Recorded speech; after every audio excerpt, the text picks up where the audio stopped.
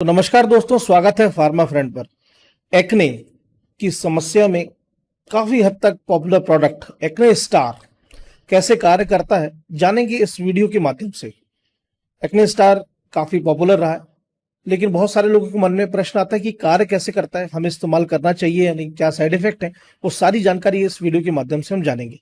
आइए चलते हैं फटाफट स्क्रीन के ऊपर और देखते हैं इसकी सारी डिटेल्स। सबसे पहले एक्ने स्टार जो है वो बेसिकली एक टॉपिकल प्रिपरेशन है, मतलब त्वचा के ऊपर लगाने वाली है। इसमें बेसिकली जो दो मॉलिक्यूल्स हैं, यानी कि जो दवाएं, जो मेन चीज है वो है क्लिंडामाइसिन और निकोटिनामाइड। इसके अलावा ये एक्ने के मेजर सिर्फ एक्सक्लूसिव एक्ने के ट्रीटमेंट के लिए होता है। अगर आपको त्वचा से संबंधी कोई और प्रॉब्लम है, एक्ने नहीं है, तो ये उसके लिए नहीं है। नंबर दो, कि 80 से 90 रुपीज के बीच में ये जो टॉपिकल ऑइंटमेंट है, एक जो प्रोडक्ट है, ये मार्केट में अवेलेबल होता है। तो बेसिकली हम सबसे पहले थोड़ा सा डिटेल में देख लें कि आखिर एक्ने एग्जैक्टली क्या है। एक्ने बेसिकली क्या होता है, हमारे त्वचा यानी चेहरे के ऊपर छोटे छोटे पस सेल्स और रेडनेस के रूप में एक स्पॉट्स आ जाते हैं, जिसे हम एक्ने कहते हैं। एक्ने होता कैसे? एक्ने बेसिकली 3 चरणों में होता है। सबसे पहले उस स्थिति में कि हमारी जो स्किन की डेड सेल्स हैं, यानी कि हमारी त्वचा के नीचे जो छोटे छोटे पोर्स होते हैं उसमें डेड सेल्स इकट्ठे हो जाते हैं और वहां पर बैक्टीरिया ग्रोथ करने लगता है।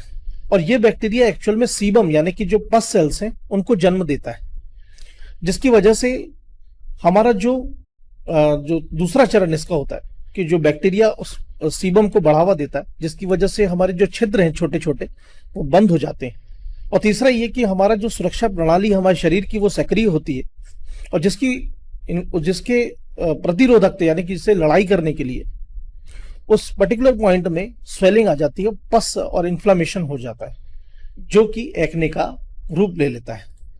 तो इस स्थिति में ये क्लिंडामाइसिन और निकोटिनामाइड कार्य कैसे करते हैं? सबसे पहले क्लिंडामाइसिन एक बेसिकली एंटीबायोटिक है। तो ये जितना भी बैक्टीरिया वहां पर जमा हो गए हमारे डेड सेल्स के पस सेल्स के नीचे, उनको ये इनकी ग्रोथ को रोक देती है।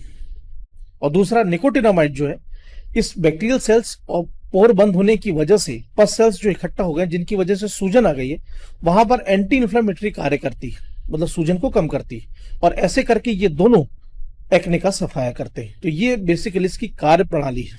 तो ये एक्ने स्टार का जो मैकेनिज्म ऑफ एक्शन कैसे कार्य करता है वो ये था। उपयोग की बात करें तो यहाँ पर इंपॉर्टेंट बस यही बात है कि डॉक्टर के परामर्श के बिना ना लें।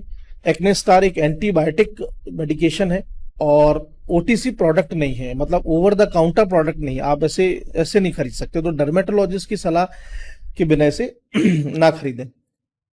जो कुछ प्रिकॉशन आपको लेने हैं वो ये कि धूप में एक्ने, अगर आप सन एक्सपोजर है, धूप की तरफ आपका एक्सपोजर होता है, तो एक्ने स्टार को आप सन एक्सपोज में मतलब लगा करके क्रीम को इस्तेमाल कर रहे हैं तो आप सन एक्सपोजर ना करें। प्रेगनेंसी के केस में अगर है तो डॉक्टर की स्पेशल सलाह लें। नंबर 3, अगर आपको कहीं पर चोट या घाव के निशान है तो वहां पर एक्ने स्टार बिल्कुल ना लगाएं, क्योंकि निकोटिनामाइड का प्रॉब्लमेटिक इफेक्ट होता है। तो ये कुछ विशेष आपको बातों का ध्यान रखना है। इसके बाद जो नेक्स्ट सेगमेंट है, दैट इज जो साइड इफेक्ट्स आ सकते हैं, जो जनरली होते ही हैं मेडिकेशंस में, क्योंकि हम सबकी त्वचा अलग अलग किस्म की होती है।